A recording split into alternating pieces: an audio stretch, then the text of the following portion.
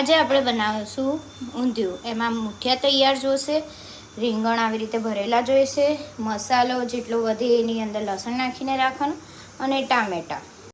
એક તેલમાં હિંગ નાખવાની, પછી તેલની અંદર લસણ નાખવાનું.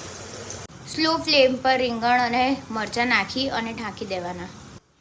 રવૈયા કાઢી અને વધારે તેલ લેવાનું, એને અજમો, જીરું અને થોડી રાઈ નાખવાની.